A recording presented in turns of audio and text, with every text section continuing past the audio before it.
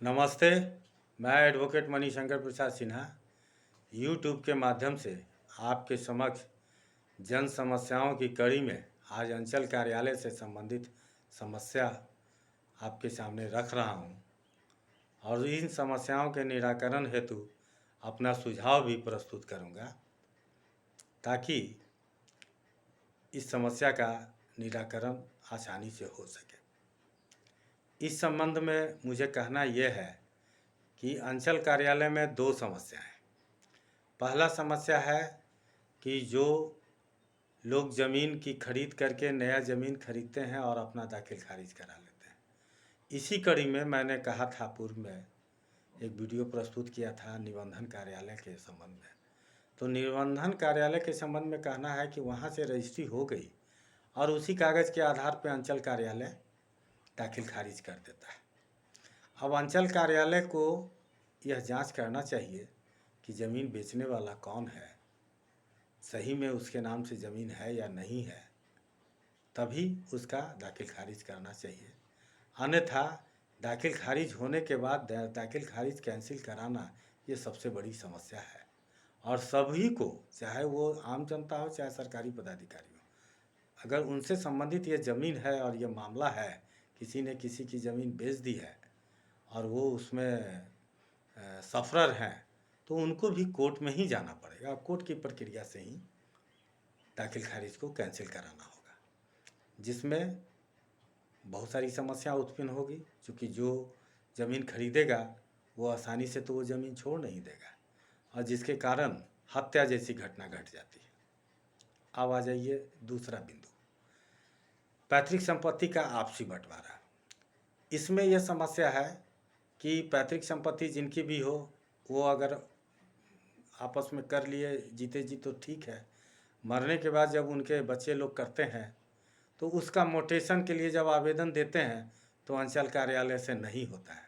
और नहीं का प्रश्न यहाँ तक आ गया कि एक पीढ़ी का नहीं हुआ, दूसरा पीढ़ी भी प्रयास में लगा हुआ है उसी कागज़ के आधार पे।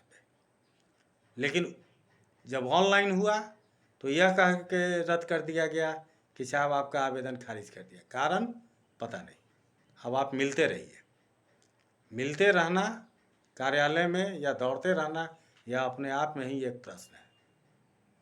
अब यहाँ पर हम कहना ये चाहते हैं कि अगर आपसी बंटवारा का आवेदन जाता है और कोई भी कागज़ कोई भी प्रस्तुत करता है तो अंचल कार्यालय उसका मिलान करता है। ऐसा नहीं है कि कोई दे दिया और अंचल कार्यालय उसके नाम से दाखिल खारिज कर दिया। अगर किसी ने दे दिया तो भी उसको मिलान करना है और नहीं दिया तो भी उसको पेपर खोजना है। तो अगर अंचल कार्यालय थोड़ा सा मेहनत करे और कागज़ को खोजे और खोज करके जो भी आदमी है उसके नाम से करे तो ये समस्या उत्पन्न नहीं हो और किसी भी तरह का कोई झगड़ा झंझट नहीं हो। तो इसके लिए सरकार को सही से मॉनिटरिंग करने की आवश्यकता है। ये सिर्फ ये लोग लिख देते हैं कि साहब आपका आवेदन दाखिल खारिज का रद्द हो गया, बात ख़त्म हो गई, फिर आप फ्रेश देते रहिए, बस बात यहीं पे अपना चलते गया, फिर आप थक जाइए, फिर आपका बेटा या पोता समझेगा। ये तो हो गई दो समस्या जो बहुत बड़ी समस्या है और सबके लिए है। इस पर सरकार को सोचना है गंभीरता से। तीसरी बात जो हम कहना चाह रहे हैं, अब यहाँ पर हम सरकार की बात कर रहे हैं और सरकार की लाभ की बात कर रहे हैं। रेवेन्यू राजस्व का जो है लैंड से रिलेटेड, तो ज़मीन किसी न किसी के नाम से है। अब वो आपसी बंटवारा नहीं होने से या किसी भी कारण से सरकार को रेवेन्यू नहीं मिलता। अगर मिलता भी है जब वो ज़मीन बिक जाती है तब से मिलता है, जो नया पट्टेदार या नया खरीदार जब उसको अपने नाम से कराता है तब वो वहाँ से मिलता है। तो बीच की कड़ी का रेवेन्यू तो गया गवर्नमेंट का, उसके लिए तो गवर्नमेंट कोई प्रक्रिया भी नहीं कर रही है। अगर इसमें मेरा ये सुझाव है कि अगर सरकार किसी के भी नाम से ज़मीन है और अगर वो मर गया तो उसका कौन कौन उसका वारिसान है वो तो सरकार को पता है, वो तो सरकार पता कर लेगी, वो अंचल कार्यालय से पता हो जाएगा। तो ऐसे भी लोग अपनी ज़मीन के बंटवारा के लिए बहुत लालायित रहते हैं कि हमारे नाम से कागज़ पत्र सही हो जाए। तो इसमें सरकार को मेहनत भी कम करना पड़ेगा। बहुत कम ही ऐसे लोग हैं जिनको खोजना पड़ेगा। तो खोज करके या जो दिया हुआ है उसको सही ढंग से कर दिया जाए तो वो तो रेवेन्यू सरकार को कंटिन्यू आते चला जाएगा ना। लेकिन यहाँ 10 साल 20 साल गैप हो गया, अब 25वें साल में ज़मीन बिका तो रजिस्ट्री हुई तो उस पर अब रेवेन्यू चाहिए। तो ये 20 साल 25 साल का जो लॉस हुआ वो तो लॉस गवर्नमेंट का हुआ ना। गवर्नमेंट को इस पर कुछ करना चाहिए। और अब तो लोग इस तरह से जागरूक हैं कि अगर उनका कागज़ सही से हो जाए, क्योंकि वो तो उसी संपत्ति के दावा करेंगे ना जो उनके पूर्वज से है, तो उसका तो वो इंटरेस्ट देने के लिए भी तैयार हो जाएंगे कि भाई चलो काम तो मेरा पक्का हो गया। तो इन बिंदु पे सरकार को सोचना चाहिए और ये मेरा सुझाव है कि इसको मॉनिटरिंग किया जाए। जो आवेदन जाता है उसका तो दाखिल खारिज करें ही पैतृक संपत्ति में जल्द से जल्द, चूँकि उस पर भी रेवेन्यू है। और जो नहीं जाता है और ज़मीन है तो वो किसकी है इसकी भी जांच पड़ताल करके उसके वारिसान को खोजबीन करके और उसको जो है सो सरकार उसे रेवेन्यू तसल्ली का प्रयास करे। ये मेरा कहना है। अब यहाँ पे एक और सुझाव है कि चूँकि एक अंचल पदाधिकारी होते हैं, एक अमीन होता है, एक राजस्व कर्मचारी होते हैं, जिसके कारण वो कोई एक ही काम कर सकते हैं। उनके जिम्मे कोर्ट का भी केस मुकदमा का भी मामला रहता है, उनके सामने लॉ एंड ऑर्डर का भी मामला होता है। तो एक आदमी कितने चीज़ को देखेगा। यहाँ पर मेरा ये कहना है कि ज़मीन का दाखिल खारिज और ज़मीन से संबंधित जो भी रजिस्ट्री विभाग में ज़मीन रजिस्ट्री हो करके आता है उसकी जांच के लिए एक अलग से अंचल अधिकारी की प्रतिनियुक्ति की जाए, जिनको ये काम का जिम्मा दिया जाए। और सरकार से मेरा यह भी सुझाव है कि जो भी निबंधन कार्यालय में ज़मीन रजिस्ट्री के लिए आवेदन पड़ता है उसकी कॉपी अंचल कार्यालय को भी प्रेषित किया जाए और अंचल कार्यालय से रिपोर्ट लेने के बाद ही निबंधन कार्यालय इसकी रजिस्ट्री करे। क्योंकि जब अंचल कार्यालय में पेपर सही रहेगा तभी उसकी रजिस्ट्री होगी, गलत रहेगा तो नहीं होगी। और ऐसे निबंधन कार्यालय से प्राप्त पेपर के आधार पर दाखिल खारिज होता है, जिसके कारण कि झगड़ा झंझट होता है, ज़मीन किसी का बेच दिया कोई और, अब आप लड़ते रहिए केस, सरकार को तो रेवेन्यू मिल गया। यहाँ पर क्या है कि सरकार को ये चाहिए कि जितना उसको राजस्व की प्राप्ति हो उतना आम जनता को भी राहत मिले। अगर ये हो जाए कि कोई भी निबंधन कागज़ की कॉपी जैसे वहाँ पड़ता है उसकी जांच के लिए अंचल कार्यालय भेज दिया जाए और अंचल के रजिस्टर 2 से मिलान करके या जो भी उसकी प्रक्रिया है करके यहाँ से स्वीकृति दिया जाए, तब वहाँ निबंधन हो। इससे झगड़ा झंझट की समस्या कम होगा, कोर्ट केस का समस्या कम होगा, हत्या जैसी अपराध नहीं होगी। यहाँ पर यह वीडियो बना करके मैं आप लोग के समक्ष प्रस्तुत कर रहा हूँ ताकि आप लोग को अगर मेरी बात अच्छा लगा तो सरकार इस पर अगर कार्य करती है, सरकार अगर अच्छे ढंग से मॉनिटरिंग करती है और सरकार अगर अलग से एक अंचलाधिकारी नियुक्त करती है और अंचलाधिकारी भी एक नहीं हो तो 2 कर दीजिए, एक पैतृक संपत्ति देखेगा और एक करंट रजिस्ट्रेशन देखेगा, तो उससे वर्कलोड भी कम रहेगा और ये क्या बोलते हैं अच्छे तरीके से मॉनिटरिंग होगा।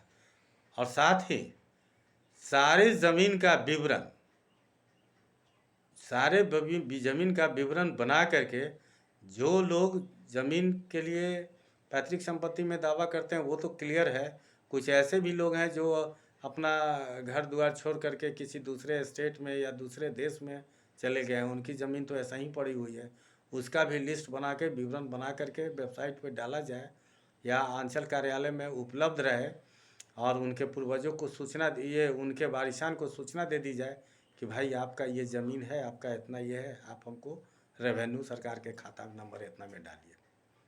तो इस तरह की प्रक्रिया हो जिससे कि न्यायालय में मुकदमा भी कम दर्ज होगा और झगड़ा झंझट भी कम होगा, अमन चैन का वातावरण रहेगा, लोग परेशान नहीं होंगे और ये सारा चीज़ ऑनलाइन होना चाहिए।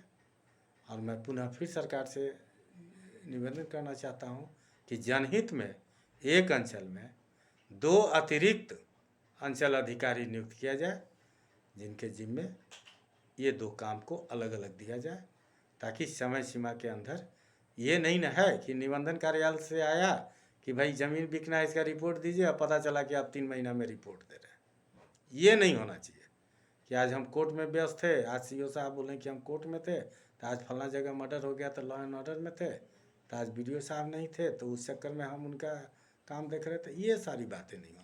सेपरेट पदाधिकारी, कोर्ट केस देखने के लिए अलग पदाधिकारी होना चाहिए, जो कोर्ट केस देखे या लॉ एंड ऑर्डर देखे। तो ये सरकार को सोचना है कि एक अंचल कार्यालय में कितना अंचलाधिकारी नियुक्त करना है, क्योंकि हमें तो 4 लगता है, एक लॉ एंड ऑर्डर, एक कोर्ट केस, एक पैतृक संपत्ति, एक करेंट रजिस्ट्रेशन, जो करेंट जमीन खरीद बिक्री हो रही है। इससे सरकार का रेवेन्यू भी बढ़ जाएगा। उन सारी संपत्ति पे हमें ऐसा प्रतीत होता है, क्योंकि यह बात हम बोल रहे हैं अपने अनुभव से बोल रहे हैं, क्योंकि मैं एक अधिवक्ता हूँ, मैंने 26 साल में जो मामला देखा है उसके आधार पे बोल रहा हूँ कि कहाँ कहाँ पे क्या प्रॉब्लम है।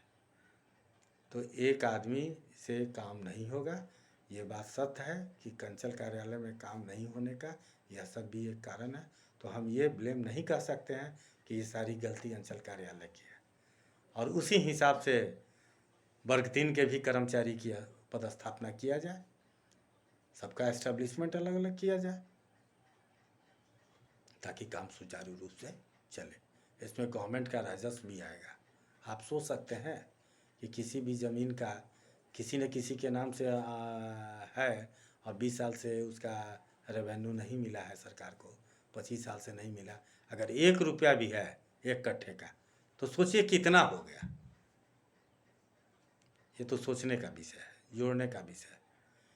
इसलिए एक मॉनिटरिंग सेल होना चाहिए हर प्रखंड में, जिला स्तर पे, सब डिवीज़न स्तर पे, इस हायरार्की को कि अगर कहीं से कोई डिफेक्टिव हुआ, ये नहीं होना चाहिए कि हाँ आपका आवेदन आया हम रद्द कर दिए, कारण का पता नहीं, ये वेग वर्ड नहीं होना चाहिए।